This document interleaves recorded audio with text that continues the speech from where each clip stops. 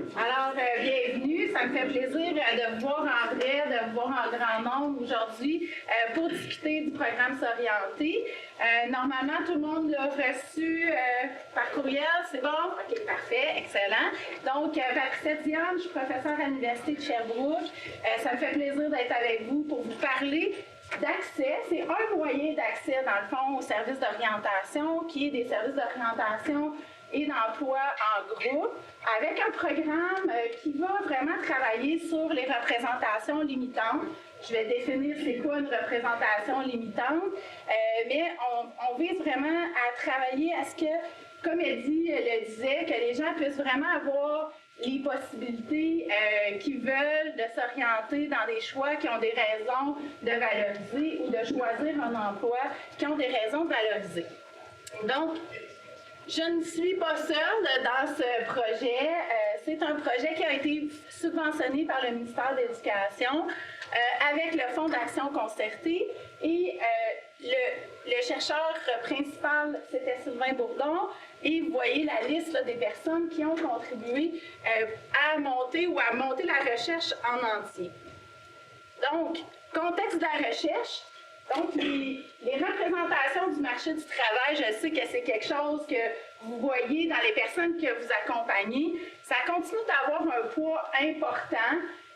Les représentations du marché du travail, mais aussi de ses propres capacités à intégrer le marché du travail, à faire certains choix plutôt que d'autres, à occuper certains emplois plutôt que d'autres. Ça aussi, ça continue à marquer.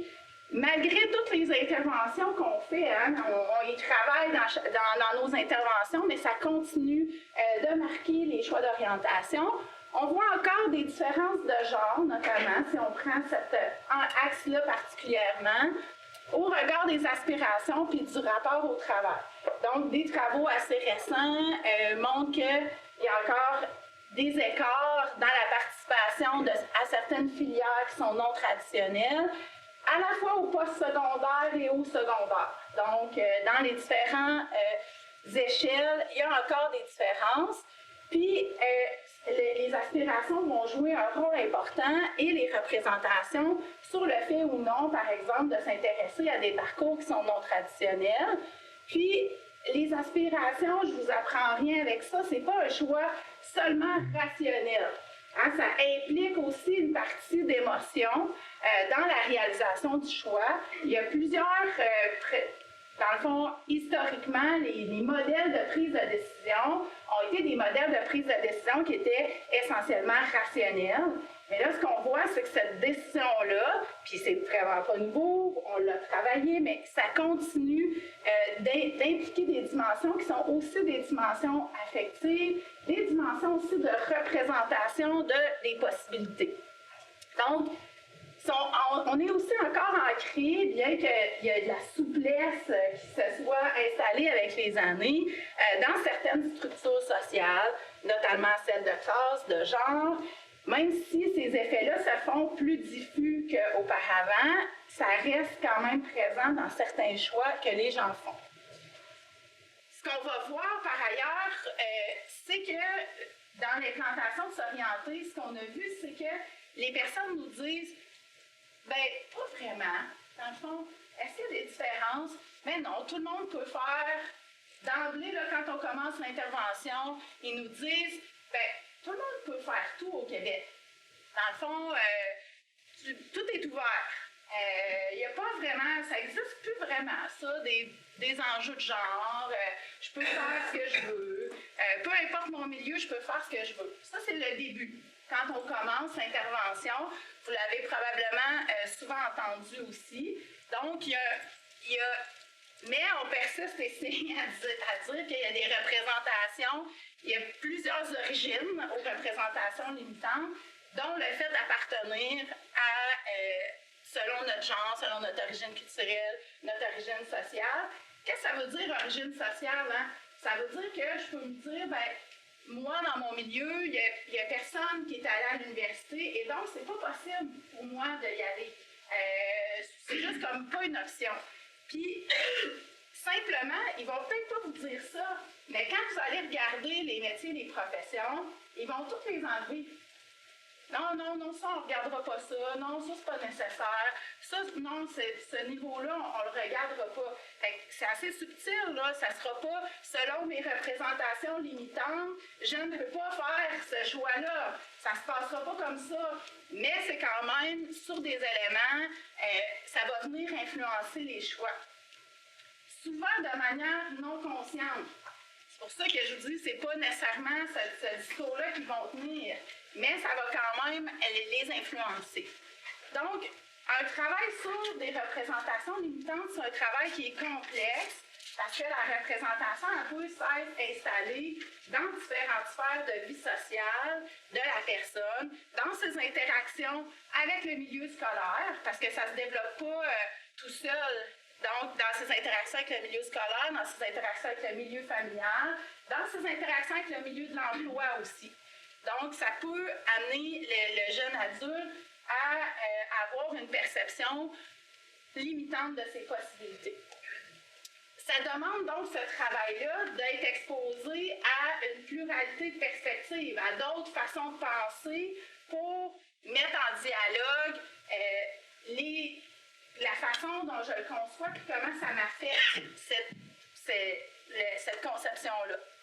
Donc, ce qu'on propose dans S'orienter, c'est de créer un espace collectif de discussion et d'action en groupe qui vise à susciter des prises de conscience sur des éléments. Donc, la discussion va amener, c'est ce qu'on souhaite que ça fasse, puis on a vu que ça le faisait pour plusieurs personnes, des prises de conscience sur c'est quoi qui affecte mes choix d'orientation, comment je me limite, mais c'est pas moi qui me limite, mais c'est ce que j'ai intégré des différentes interactions avec mes différents milieux font que j'ai intégré une représentation limitante et que ça affecte la façon dont j'envisage mes possibilités éducatives et professionnelles.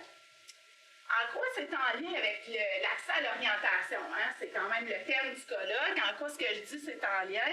Bien, si on veut travailler sur une pluralité de perspectives, avoir accès à des groupes pour le discuter, avoir accès à un service quand même de longue durée, c'est pas tout le monde qui a nécessairement accès à ça. J'étais contente dans le panel de savoir que maintenant, les jeunes adultes qui sont en emploi, du moins dans les CGE, peuvent avoir un accès au service. Ce n'est pas nécessairement toujours le cas. Des fois, il y a un premier choix qui a été fait en fonction d'une représentation limitante. Donc, un premier choix, puis la personne n'est pas nécessairement satisfaite de sa situation, même si elle est en emploi. Puis, donc, on est en cohérence. Je ne savais pas qu'elle allait dire ça, Alexander, mais effectivement, dans l'enquête sur les adultes sans diplôme, on voyait que parmi les gens qui étaient intéressés à avoir un processus d'orientation, bien, il y avait seulement 15% qui savaient où s'adresser. Donc, il y a un enjeu de lisibilité, il y a un enjeu d'aller offrir des opportunités de discuter des représentations limitantes. Donc, je vous fais travailler un peu parce que là, c'est pas moi qui va parler tout le temps comme ça. Donc, une petite question avec laquelle je vous invite à travailler avec la personne qui est à côté de vous. Quel type de représentation limitante rencontrez-vous régulièrement chez le public que vous accompagnez? Si vous n'accompagnez pas le public, vous êtes plus dans la décision ou dans la recherche, dans les personnes avec qui vous travaillez en recherche, qu'est-ce que vous voyez? C'est quoi les types de représentations auxquelles vous êtes exposés? Donc, un petit 5-8 minutes pour discuter ça avec les personnes à côté de vous. Moi, oui. Des exemples. Vas-y! Nous, on est en région. Oui.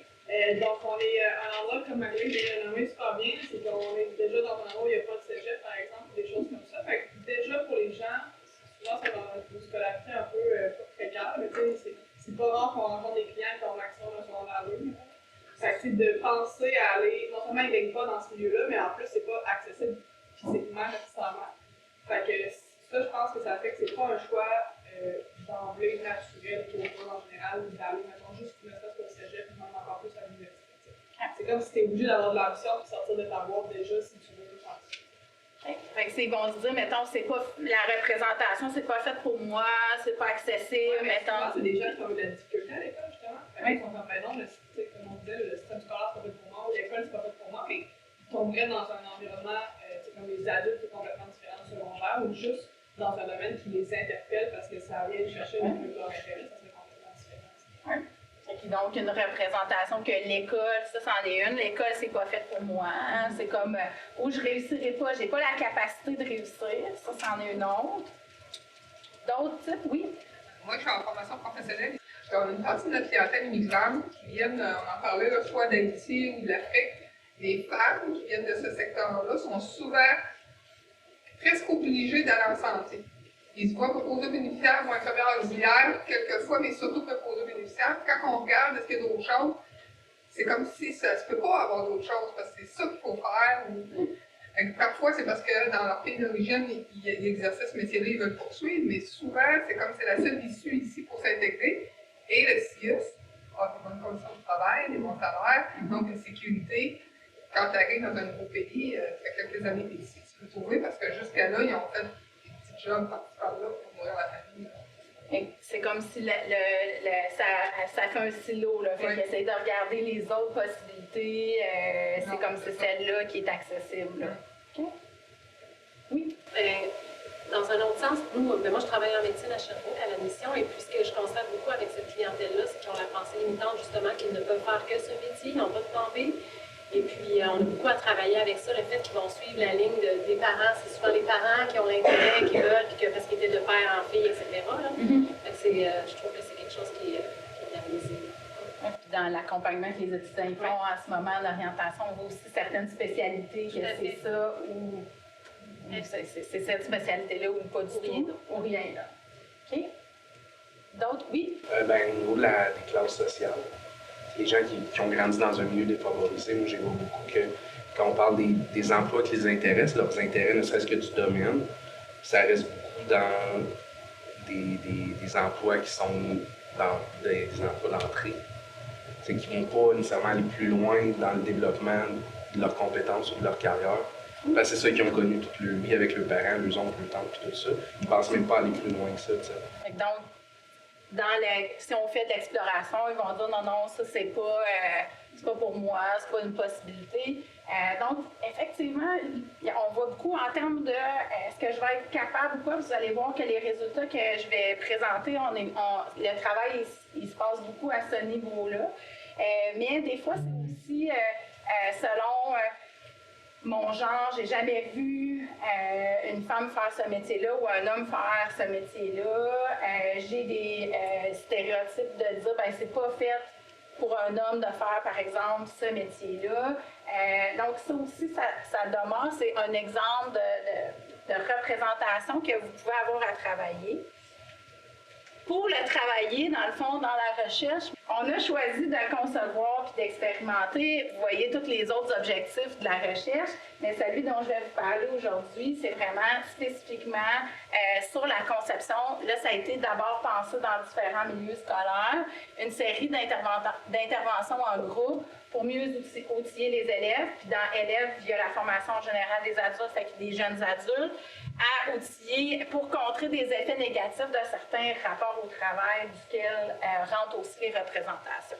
Donc, vous l'avez vu dans s'orienter que je vous ai envoyé, que Sylvain Paquette vous a envoyé, on a choisi de monter un programme autour d'un modèle qui est un modèle de développement du pouvoir d'agir, qui est un modèle qui a été développé aux États-Unis, principalement auprès de femmes qui avaient été victimes de violences conjugales, donc auprès de survivantes. Vous voyez le nom des personnes qui ont participé à la conception du programme. Je tiens à mentionner notamment Amélie Simard qui a vraiment travaillé à l'implantation puis à la conception du programme avec l'ensemble de l'équipe. Donc, l'objectif de ce projet-là, c'est vraiment de permettre aux élèves de réfléchir activement, donc en leur donnant des situations et un temps précis pour réfléchir à leur représentation du travail, notamment des préjugés ou des stéréotypes qui pourraient limiter leurs options. Donc, on en a on en a travaillé ensemble, on vient juste d'en nommer plusieurs, pour qu'ils soient mieux outillés pour faire des choix d'orientation. Entendez qu'ils ont des raisons de valoriser et élaborer aussi des projets qui favorisent leur persévérance dans leur projet. Ici, c'était d'études. Mais le programme S'orienter, maintenant, il est implanté aussi dans les organismes, dans certains organismes d'aide à l'emploi. Donc, il peut s'élargir par rapport à l'implantation initiale. Donc, le modèle dont je vous parle, ça s'appelle le modèle des 5 C. On l'a réutilisé parce qu'on trouvait qu'il était vraiment intéressant pour penser le développement du pouvoir d'agir. Un premier C, dans le fond, c'est au niveau de la collaboration. Donc, tout au long du programme, quand vous regardez, les activités sont vraiment pensées pour amener les jeunes adultes à collaborer ensemble, à réfléchir ensemble, à discuter. L'idée, c'est que la discussion, c'est un des moyens avec des outils conceptuels pour le faire, qui va ouvrir différentes perspectives. On l'a vu pour les représentations, c'est comme l'idée d'ouvrir sur différentes manières de concevoir. Si on reprend ton exemple, c'est l'idée de peut-être que j'ai été dans un milieu où on avait une conception où je n'étais pas exposée à de la diversité de façon de concevoir. Mais là, c'est de l'ouvrir à différentes manières de le voir. Aussi, dans le contexte, donc c'est comment on peut agir, développement du pouvoir d'agir, comment on peut agir dans le contexte. C'est quoi la dynamique de pouvoir aussi? Là, on a travaillé avec, par exemple, des jeunes adultes, des élèves. Bien, dans mon milieu, que ce soit mon organisme ou que ce soit mon milieu scolaire, bien, c'est quoi est-ce que j'ai une parole? Est-ce que j'ai de la place pour exprimer ce qui est important pour moi? Est-ce que j'aurais des choses que je voudrais modifier aussi dans mon milieu pour agir sur le contexte? Je l'ai dit, les représentations, ils se passent pas en vase clos. Des fois, même nous, on peut y contribuer sans nécessairement le vouloir, à véhiculer certaines représentations qui pourraient être limitantes. Des personnes dans les milieux qui fréquentent peuvent aussi, sans le vouloir, véhiculer ça. Donc, on peut chercher à voir dans le contexte qu'est-ce qui sont la dynamique de répartition des pouvoirs, des privilèges. Très centré sur les compétences. Donc, quand vous animez S'orienter, vous travaillez avec toutes les ressources. Vous allez me dire, c'est vraiment pas nouveau en vous parle, mais mettons, on le met de manière explicite pour dire on travaille avec les ressources des jeunes adultes, ils sont compétents, on les prend d'emblée comme des personnes compétentes qui sont là, qui ont une expérience, qui ont des choses à dire et on leur donne une voix aux personnes à l'intérieur du groupe. Même pour nous contester, parce que c'est très important qu'il y ait de la place pour ça. Donc, à dire, ben, finalement, ton programme, ça ne marche pas. D'ailleurs, aujourd'hui, c'est possible aussi.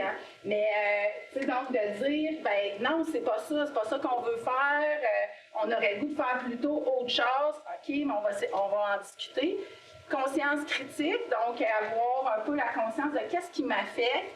Comment j'y contribue aussi? Même dans le groupe, des fois, il y a des personnes qui vont véhiculer des représentations. Donc, comment j'y contribue? Puis, comment j'agis aussi dans ma communauté? Donc, l'idée que ces représentations-là, des fois, ça peut valoir la peine de dire, par exemple, je ressens vraiment beaucoup de pression par rapport au choix. Comment vous nous accompagnez dans notre milieu pour qu'on réalise des choix d'orientation? Ça pourrait être sur la famille, de dire, OK, je ressens beaucoup de pression, comment on va créer un dialogue. Donc, c'est différents moyens à travers le groupe où on va chercher à agir sur ces différents C-là. Donc, vous allez le voir dans le programme, on dit, OK, cette activité-là est particulièrement on va mobiliser particulièrement, par exemple, on est axé sur la communauté. Donc, c'est des éléments qu'on tente de travailler tout au long. Dans l'implantation, je passe vite, mais ça a été implanté, la première mouture, en formation générale des jeunes dans un groupe de préparation à l'exercice d'un métier semi-spécialisé, donc dans un groupe de FMS, dans un groupe qui était principalement en formation générale des jeunes, mais c'est surtout des jeunes femmes immigrantes.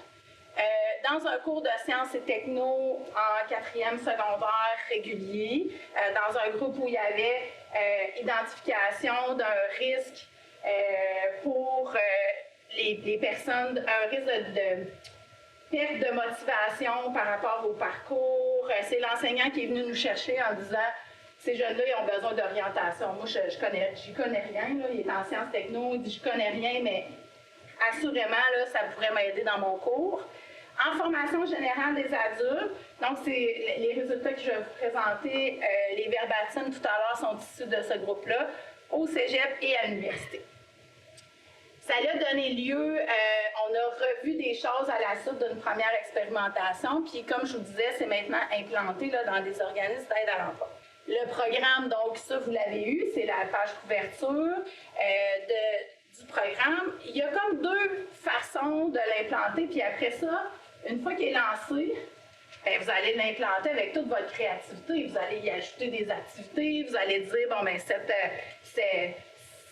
mes besoins, c'est pas exactement ça, j'aurais besoin de travailler sur plus d'éléments. Ça, c'est la façon dont il a été implanté au départ. Donc, c'était en tout 10 heures d'intervention, 5 rencontres de 2 heures chacune, ou encore dans une formule secondaire, dans une formule à 75 minutes selon les périodes qui ont été faites.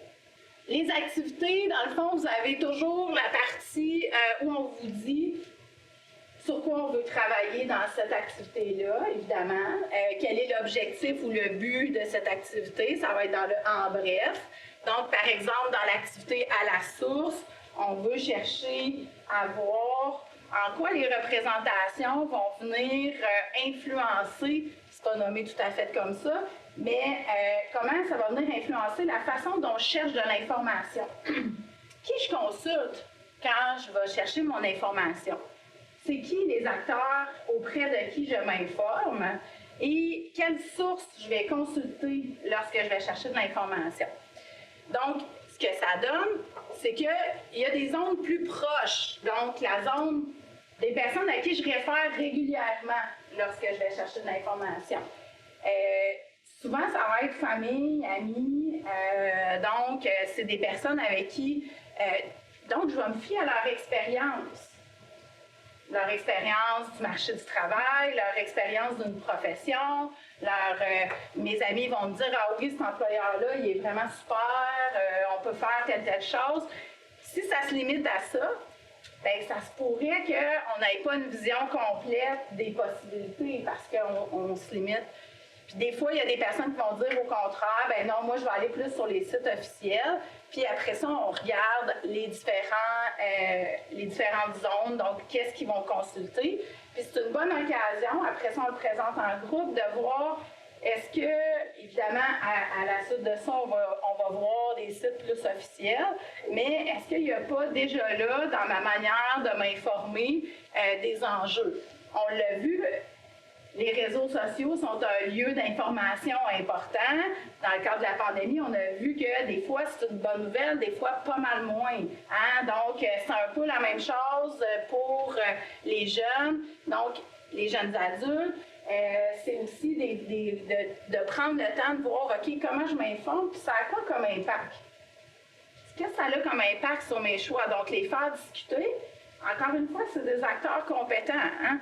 Donc, d'emblée, ils vont dire, ah, oui, c'est vrai que c'est peut-être que je m'informe toujours auprès des mêmes personnes. Peut-être que ça vaudrait la peine d'élargir un peu mon cercle, ou peut-être que ça va être à vous de dire quel effet ça a que tu t'informes toujours auprès des mêmes personnes. Puis là, ils vont dire, ben, peut-être qu'ils vont vous dire, ben, c'est des bonnes sources. OK, ben, c'est vrai.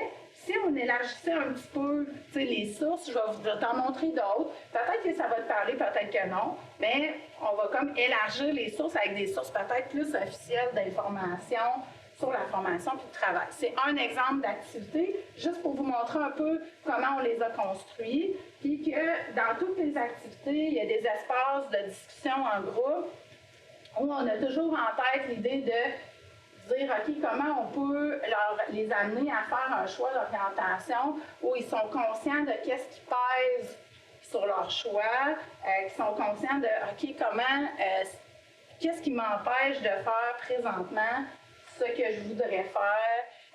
Est-ce qu'il y a des pressions de mon environnement, comme on donnait comme exemple? Je ne peux pas changer parce que c'est ça que je suis censée faire. Donc, comme Josée, tu disais, ben, c'est cet emploi-là, donc il n'y en a pas d'autres de possible. Donc, c'est des exemples, mais on va le travailler comme ça. Je vais vous faire un exercice de s'orienter, hein, pour qu'on se pratique un peu ensemble. Donc, l'exercice, c'est tout le monde m'en parle. Donc, vous l'avez si vous avez le document de s'orienter. L'idée, c'est de voir, normalement, je vous ferais faire un rallye hein, dans l'environnement. Là, je pense que ça ne sera pas facile là, de bouger la salle. Fait qu'on va le faire avec une consultation informatique. Donc, vous allez aller peut-être sur un site que vous utilisez régulièrement. Donc, pour magasiner, pour peu importe, mais pas un site d'emploi. Okay? Un site que vous allez là, régulièrement, puis vous pouvez dans un deuxième temps aller sur un site que vous consultez plus dans votre vie professionnelle. Fait que, mettons un site dans votre vie personnelle, puis un site dans votre vie professionnelle. Puis je vous invite à regarder comment il est représenté la diversité. Donc en termes de genre, en termes d'origine, en termes de toute la diversité, comment c'est représenté dans vos recherches.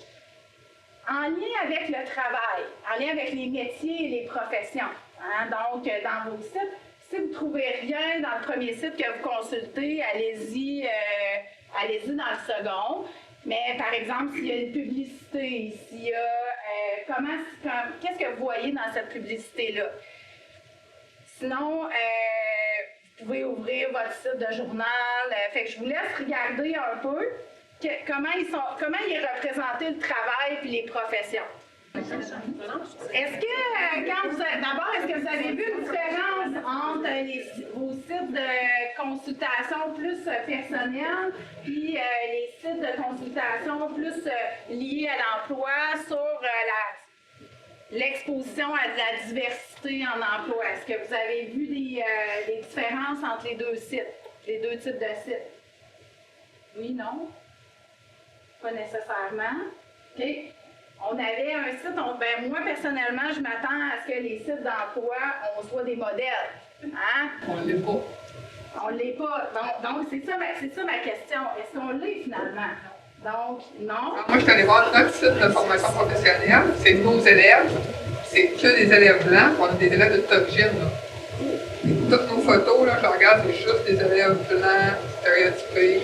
Il faut retourner un noir dans sa tête. Donc, on avait le même constat ici en avant de dire, dans la partie sur la construction, tu peux y aller. Ah oui, mais c'était sur le site de l'EMOAC, l'École des métiers de la construction. Il y avait quand même de l'effort au niveau dans le sens qu'il y avait des photos de femmes, mais il y avait très peu de représentation de diversité culturelle, je dirais. Hein? Donc, même sur nos sites, il y a du travail à faire. Et sur les sites de consultation régulière, y a-t-il du travail à faire? Dans vos films, Facebook, dans les... Est-ce que vous êtes exposé à de la diversité? Ça dépend des sites. Ça dépend des sites, oui. De plus en plus, je pense. Mais comme on disait, souvent, ça va être une personne sur 10. Tu vas descendre, ça va être toutes les personnes minces blanches. Ils ont une personne avec un corps un peu plus enveloppé. Ils ont fait un effort. Qui change leur métier, ça sera une personne dans tout. Donc, il y a des efforts, ça bouge, hein, mais effectivement, ça peut être une personne dans un ensemble. Il y en a-t-il qui ont vu des sites qui ont vu des horreurs? Non, ça n'existe plus, ça? Oui, il y en a encore, hein? Donc, une des choses dans un groupe de jeunes qui, quand ils ont fait cet exercice-là, ça dépasse le travail, mais ils ont réalisé que, par exemple, sur la contraception, les affiches de contraception, c'est juste dans les toilettes des filles qui étaient mises. Dans une école secondaire publique au Québec, là, pas en ce moment, là, pas il y a 20 ans, pas il y a 30 ans, mais là, après ça, ça n'existait pas. Mais donc, si on est là-dedans, hein, si on dit, ben, qu'est-ce que ça envoie comme message aux garçons? Ils n'ont pas besoin de s'occuper de ça, ils ne sont pas assez responsables pour s'occuper de la contraception. C'est une affaire de filles, la contraception. Ça a soulevé là, vraiment un gros débat, parce que les gars ils se sentent insultés de ne pas avoir ça. Puis en même temps, il y en a un qui dit ouais, mais c'est pas vraiment nous autres qui gèrent ça. Fait que là, ah oui, OK. Fait que donc là, ça a comme soulevé un. Mais c'est aussi une représentation de ben, les filles sont plus responsables, c'est eux autres qui vont gérer ça. Il y a une représentation en arrière de ça. Je pense pas qu'ils l'ont fait volontairement. Hein? Dans l'école, là, peut-être que la pancarte a juste été arrachée. Ça se peut qu'au départ, il était là dans les 2 salles de bain. C'est un exemple de dire, ben, OK, quand on dit ça, qu'est-ce qu'on est en train de dire, puis qu'est-ce qu'on véhicule, et donc par rapport au travail, c'est un peu la même chose. Ça a comme ouvert cette conversation-là pour dire, OK, ben au travail, comment ça se passe? Puis, un des débats qui a eu lieu, c'est, ben, est-ce qu'une fille est capable de travailler dans le milieu agricole? Un des sites, c'est dans un contexte agricole. Puis, les filles ont répondu, ben oui, je suis capable de conduire. Je l'ai conduit le tracteur, puis je suis capable de le faire, mais au départ, c'était pas nécessairement, mais dans vos familles, c'est-tu, ah ouais, mais on va plus le montrer. C'est moi qui ai demandé de le faire, mais on le montrait plus à mon frère. Donc, d'emblée, c'était pas égal. Donc, il y a encore des éléments. Cet exercice-là, il sert vraiment, il fonctionne un peu mieux quand on fait un rallye physique. C'est comme plus un plan B de le faire comme on l'a fait en ce moment. Mais de voir un peu, OK, dans mon milieu, à quoi je suis exposée? Qu'est-ce que je regarde? Fait que le site, là, sur leur site, sur Insta ou sur d'autres comptes, les autres réseaux avec lesquels ils sont exposés, qu'est-ce qu'on en dit? On parlait tout à l'heure de nos LinkedIn. Tu sais, dans LinkedIn, là, la petite madame est toujours habillée de même, hein? Tu sais, fait que, ben, tu sais, puis il y a juste moi qui peux dire je suis petite madame. Hein, mais, dans le fond, l'idée, c'est que, ben, peut-être que cette représentation-là, ça limite aussi peut-être certaines femmes à dire, ben, est-ce que moi je me reconnais dans ce style-là ou pas? Est-ce que c'est pour moi d'aller faire, si les études supérieures c'est associé à ça, ben, est-ce que moi je me reconnais là-dedans? Donc, c'est des éléments qui sont en apparence banals, mais qui peuvent quand même influencer les jeunes adultes dans les possibilités qu'ils vont considérer dans leur choix. Je vous donne un exemple de groupe. C'est un peu dense à l'écran. Je vais essayer de le rendre vivant, mais c'est un peu comment ça se construit dans un groupe. C'est quoi, au départ, les représentations, comment on va les travailler. Fait que c'est des verbatims de mon groupe en formation générale des adultes. Ça va aller mieux si ça affiche. Ce qu'on a, c'est la première activité de s'orienter, qui est où on demande de parler d'une anecdote, qui parle de décrire une anecdote sur soi ou de ta vie scolaire ou de décrire un intérêt. Donc, c'est assez large, c'est une des premières activités, c'est une activité de prise de contact avec le groupe. Donc, dans ce groupe-là, tout le monde rit. À la suite de la consigne, tout le monde rit. Fait que là, l'asso, elle demande, ben, qu'est-ce qui vous fait rire? C'est comme une consigne qui est, ben, je sais pas, mais quelle anecdote? Est-ce que tu veux qu'on choisisse quelque chose de plus à l'école, face à quelque chose? Parce que j'en ai tellement des anecdotes. Puis, juste avant ça, il y avait de la difficulté à choisir. Donc, elle dit, ben, ça, c'est la même chose. Je sais pas, il y en a trop. Essaye de choisir, voir comment ça fait. Donc, on est dans un choix qui est en apparence banal. Hein? Je décris une anecdote pour me présenter ou un intérêt. Bien, je pense que je vais me faire juger dans ce que je vais présenter. T'as peur de te faire juger? Oui. Bien, on peut écrire quelque chose de neutre.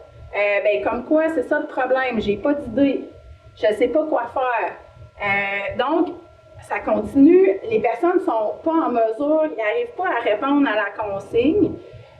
Ils vont dire, est-ce que ça peut être quelque chose qui m'est déjà arrivé? Bien, c'est comme tu veux, là. C'est ça avec quoi vous êtes confortable. Il y a la part du jugement qui vient de sortir. Donc, allez-y avec quelque chose que vous sentez que vous n'allez pas vous faire juger. Non, mais j'ai pas peur, je l'accepte, ça va arriver. Donc, là, on en a une, hein? Nécessairement, dans ce que je vais dire, je vais me faire juger. Donc, tout ce que j'envisage, je vais me faire juger. Donc, en fait, on écrit ce qu'on aime faire, c'est ça? Oui. Ce que tu aimes faire, une anecdote, quelque chose que tu aimerais faire. Je voudrais que vous y alliez avec avec quoi vous allez être confortable. Fait que vous avez beaucoup de travail pour réussir à les aider à choisir une anecdote ou à choisir quelque chose qui a un intérêt. Donc, là, quelque chose de bizarre, je pourrais l'écrire. Fait qu'on ne perd pas de points pour les fautes.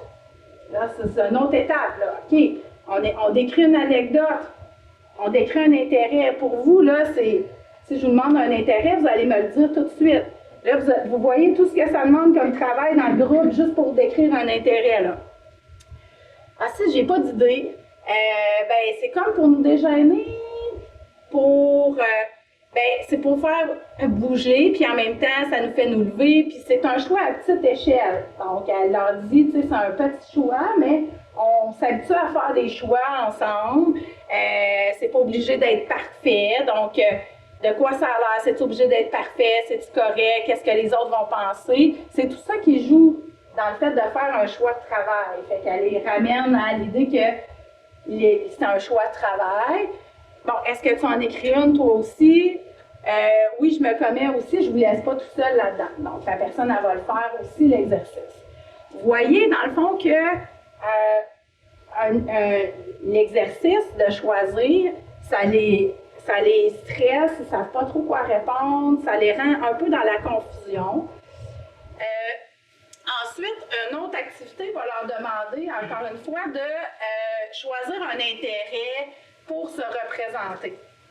Donc, vous voyez qu'à différentes reprises, là, il y a des objets sur la table, puis ils choisissent un objet. À différentes reprises, on les fait travailler ça, le fait de se positionner, de s'exprimer, d'avoir une place. C'est toutes des activités que vous faites de manière générale. Là, on travaille sur comment, en groupe, on essaie de travailler sur ce qui va limiter les personnes. Donc, déjà, la peur d'être jugé, c'est ressorti. Elle lui demande des écouteurs, je les ai pris juste pour les prendre. Je ne le savais pas. Il y a deux choses. J'ai deux intérêts. Ouais, ben c'est pas nécessairement en lien avec qu'est-ce que je veux faire. Ben dans le fond, j'ai choisi les dés parce que, si j'avais à choisir ce que je voulais faire ce matin, ben ça serait un peu du hasard. Je sais vraiment pas ce que je veux faire. Est-ce que tu pourrais laisser le hasard choisir à sa place? Là, la personne, elle comprend pas trop la question. Est-ce que tu penses que tu pourrais laisser le hasard décider à ta place? On parlait tantôt d'impulsivité puis de choix qui sont faits rapidement puis qui laissent l'impression que les personnes l'auraient fait au hasard. Donc, là, je pourrais le laisser décider, mais ça ne durerait sûrement pas. Je ne sais pas, admettons, au hasard, je me lance dans une branche pour être dentiste, ça ne marcherait pas. Donc, c'est comme si les dés, c'est toi qui les as, c'est toi qui les lances. Est-ce que ça serait quelqu'un d'autre dans ton image? Fait que là, elle essaie d'ouvrir sur est-ce que c'est d'autres personnes dans ton environnement qui tiennent les dés? C'est toi qui fais ton choix ou c'est d'autres personnes qui font ton choix? Là, il ne comprend pas. On avoue que c'est peut-être difficile à comprendre. Donc là, tu poses trop de questions. J'imaginais juste le hasard. Donc, ça aurait pu être une pige. Admettons, je ne sais pas ce que je veux faire. Puis, c'est juste que je ne sais pas ce que je veux faire. Donc, au fur et à mesure, commence à dire, je ne sais pas qu'est-ce que je veux faire. C'est ça qui est dur. C'est le fait de ne pas savoir. J'ai aucune idée de ce que je veux faire. Et ça, c'est des choses qu'on rencontre assez souvent. Donc, les personnes, tu me demandes de faire quelque chose et je ne sais pas. Et vous leur posez la question, ils vont vous dire « je ne sais pas ». Mais c'est vrai qu'ils ne savent pas, ils ne savent pas. C'est ça qu'ils ont à dire, je ne le sais pas. Fait que là, c'est ça qui est dit, je ne le sais pas. Puis le groupe va comme travailler à partir de cette donnée-là pour finalement arriver à dire c'est quoi finalement qui se passe? Qu'est-ce qui fait que je ne le sais pas? C'est pas pour rien que je ne le sais pas. Hein? C'est comme qu'est-ce qui fait que finalement j'arrive là, je suis engagée, mais je ne sais pas. Donc, là, il va finir, le groupe, au fur et à mesure de travailler ensemble, il va finir par dire OK, bien, c'est sûr que j'ai peur de me tromper.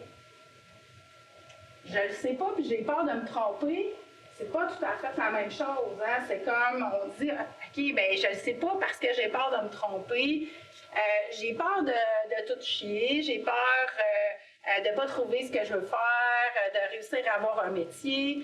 Puis là, l'autre est un petit peu impressionné. Là. Oh boy, tu sais, parce que c'est comme s'il y a une intensité dans ce qu'il vient de dire.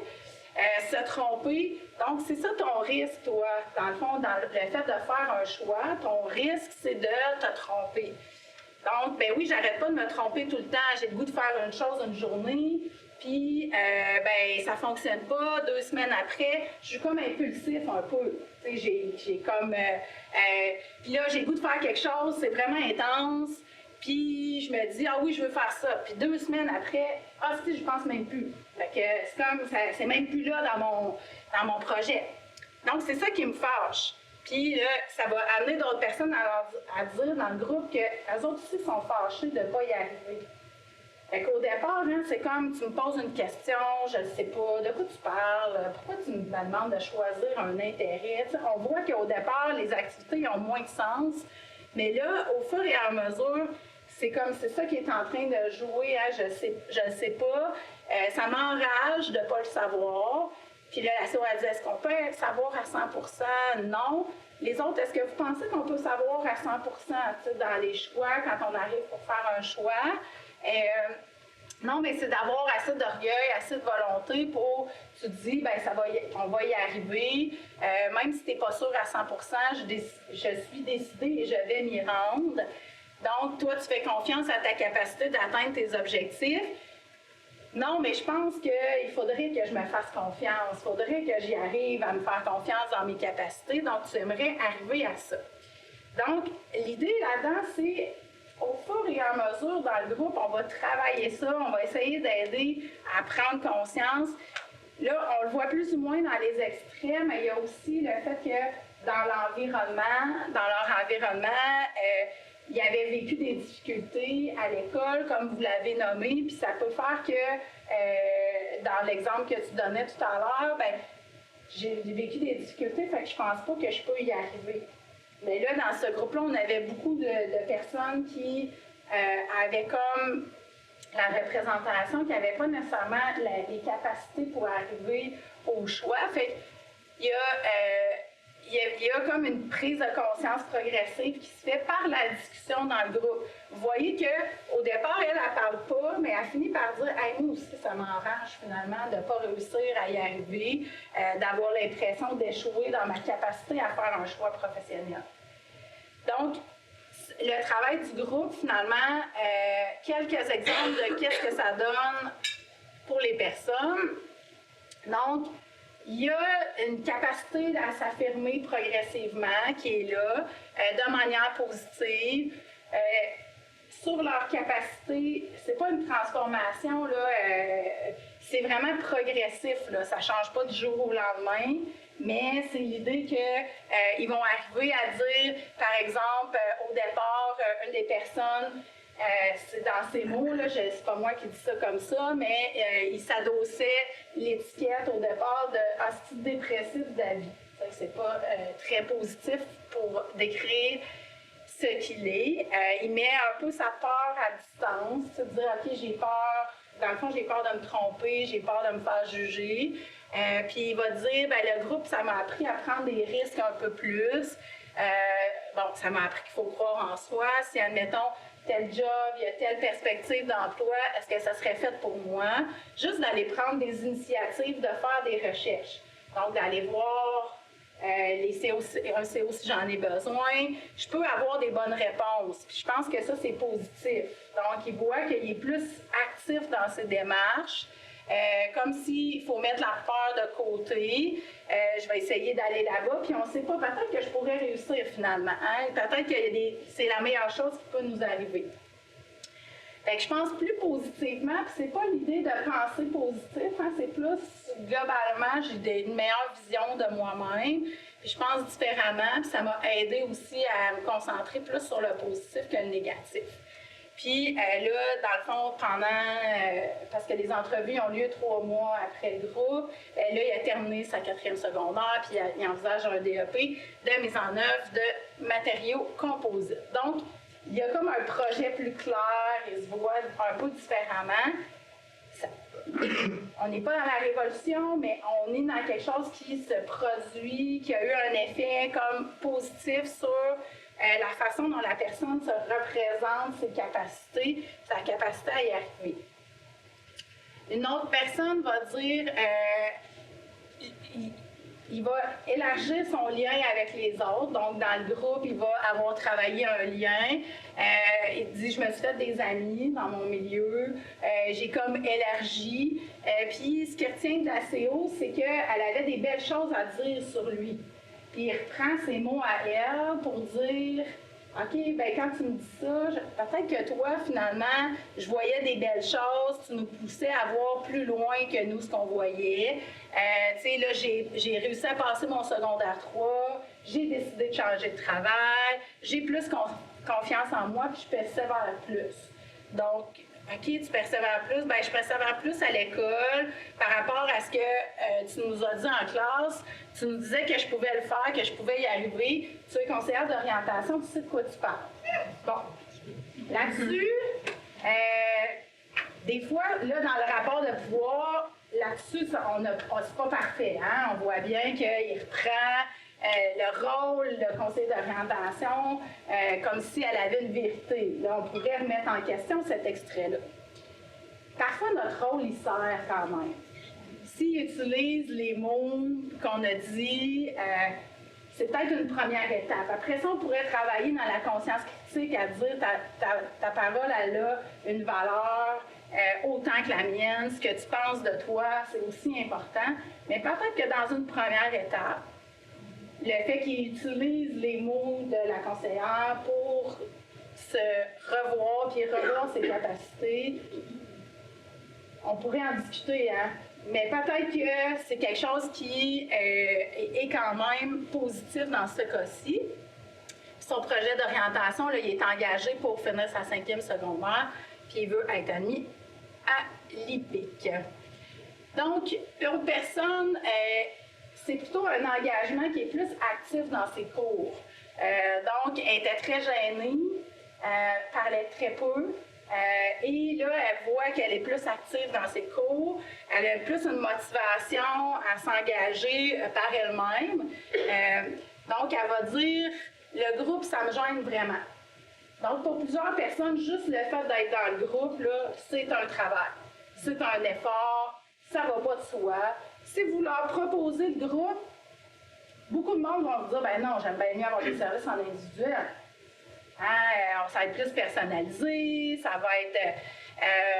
donc, mais elle, ça l'a permis de travailler sur sa gêne. C'est aussi un gros défi pour elle. Fait que juste le fait d'être dans le groupe, elle travaillait sur un de ses défis en soi. J'aime pas ça tant que ça. Il y a plein de monde, puis j'ai plus de la misère à m'exprimer qu'en... Donc, c'est juste ça. Mais ça a super bien été. C'est sûr que ça m'a forcé un peu. J'ai pas eu le choix, de toute façon, de sortir de ma zone de confort. Mais maintenant, ça se passe bien. Demain, je passe mon dernier examen. Donc, après ça, j'ai fini. Puis le groupe, ça m'a aidé vraiment beaucoup à ma motivation. Donc, elle a fini son 5e secondaire. Après avoir fini le groupe, je me suis dit, OK, là, il faut vraiment que je me concentre. C'est sûr que ça t'amène à penser à ton avenir. Veux pas, il faut que tu penses, il faut que ça se fasse. Donc, ça va avoir de l'impact plus sur l'école. Donc, plus sur son engagement dans ses cours et tout ça pour que ça se termine. Donc, au départ, le groupe, vraiment, là, c'était pas quelque chose qui l'intéressait tant que ça, mais ça a permis de travailler sur peut-être une représentation d'elle comme sa capacité même à être dans un groupe. Donc, est-ce que je suis capable de fonctionner dans un groupe, de m'exprimer dans un groupe, d'avoir une place? Donc, ça a permis de travailler ça. Dernier, donc, tu sais, l'activité, ça m'a beaucoup aidé dans mon orientation, ça m'a ouvert les yeux sur certaines choses. Elle avait comme une vision qui n'était pas acceptée au centre de formation. Puis là, finalement, les autres, ils ont dit, ben nous autres, on t'accepte. On a même le goût d'être avec toi. Fait qu'elle avait comme une perception que, ben, peut-être que finalement, ce que je vois des autres, c'est peut-être pas vrai. Est-ce que ça a permis de confronter un peu cette croyance-là, à dire, ben vraiment beaucoup, j'ai commencé à m'ouvrir à d'autres personnes, je me suis fait des nouvelles amies, j'ai commencé à parler à des nouvelles personnes au centre de formation, puis tu sais, on se raconte des affaires, les cours sont beaucoup moins ennuyants. Donc, ça permet, parce qu'avant que j'aille à l'activité, j'étais comme dans mes affaires, je parlais à personne. J'ai commencé à plus m'ouvrir, puis je m'amuse beaucoup. C'est plus activant puis motivant aussi. Donc, ça est mieux intégré dans son milieu. Puis, ça lui a permis de terminer son DES. Bien, son projet, c'est de terminer son DES puis de faire un DEP dans le domaine de l'agriculture. Donc, c'est des exemples de ce que les gens disent que ça a fait bouger de participer. Ça ne veut pas nécessairement dire qu'il y en a qui sont encore dans le processus de réalisation de leur choix d'orientation. Il pourrait y avoir d'autres obstacles qui rentrent sur leur chemin, mais il y a un rapport différent à des représentations qui étaient au départ assez limitantes de leur capacité. Donc, il était en formation, mais il ne voyait pas nécessairement qu'il avait vraiment la capacité de réussir. Donc, si on revient au thème du colloque, donc favoriser la diversité ou l'accès aux services d'orientation, déjà de reconnaître la valeur de la diversité à l'intérieur des groupes, de différentes manières de penser. Le fait d'avoir un espace en groupe pour discuter de représentations qui peuvent être limitantes. Il y a une action qui est comme sur le développement du pouvoir d'agir des membres, ou en tout cas, c'est la visée. Ça se construit, mais ça ouvre des espaces de discussion qui peuvent favoriser. Puis je le dis toujours au conditionnel, hein, on crée une occasion spécifique pour discuter de ça. Après ça, comment les personnes s'en saisissent, ça peut varier selon les groupes, mais c'est une occasion spécifique, un temps normé où est-ce qu'on va s'adresser à cette situation-là. On va s'adresser au fait qu'il y a des représentations limitantes. C'est de chercher peut-être la porte d'entrée qui vous convient à vous, avec laquelle vous restez cohérent avec le projet que vous avez à offrir, tout en tenant compte du contexte. Donc, je vois le temps qui file, on pourrait parler de ça pendant longtemps. Moi, je peux rester après pour en parler, mais juste pour vous laisser qu'on aille dîner. Donc, les retombées, finalement, en conclusion, les retombées du programme S'orienter, bien, ça soutient la clarification d'un projet éducatif professionnel. C'est comme un début. Ça peut favoriser, c'est dans l'école secondaire, ça favorise aussi le climat de classe puis l'expérience à la fois scolaire et sociale. Là, vous avez vu dans les extraits, la personne est comme, c'est plus agréable de venir à l'école. Ça peut être une offre particulièrement pertinente dans un contexte où les gens sont isolés, parce que ça permet de soutenir des liens entre les personnes. Puis, il y a un soutien potentiel, puis ça, il faut le travailler au développement du pouvoir d'agir dans différentes sphères de vie. On travaille sur la communauté, on travaille sur des réflexions sur mon rôle comme étudiant, comme citoyen. Donc, on peut réfléchir. Donc, par exemple, l'apprentissage progressif à s'affirmer, bien, ça peut être utile dans différentes sphères de vie. Enjeux et limites du programme, on vient juste de le dire, disponibilité des ressources en orientation et en emploi, ça peut être un enjeu parce que ça demande quand même une intervention de quelques rencontres. Donc, il faut avoir la possibilité de faire ces rencontres-là. Ça peut être potentiellement trop court pour des élèves en situation ou des jeunes adultes en situation de vulnérabilité. Je vous disais tout à l'heure, il y a probablement des choses à ajouter à ça parce que il y a probablement des choses qui sont pas présentes qui pourraient être ajoutées, comme par exemple les droits, aller chercher des éléments de service, comment on fait pour la connaissance des différents programmes qui pourraient soutenir un choix. Et là, ça, c'est là dans l'activité sur l'information, mais c'est pas là nécessairement de manière aussi explicite que certaines personnes pourraient en avoir besoin. Donc, il y a aussi un besoin potentiel de rencontre de suivi pour voir comment le projet que la personne elle a clarifié, comment ça se met en œuvre. Puis, peut-être que 8-10 rencontres sur 3 heures, là, je vous ai mis mon idéal. C'est qu'on a du temps, puis qu'on peut travailler avec les personnes pour soutenir la modification des représentations, que ce soit au niveau des capacités, du genre ou à différents autres niveaux.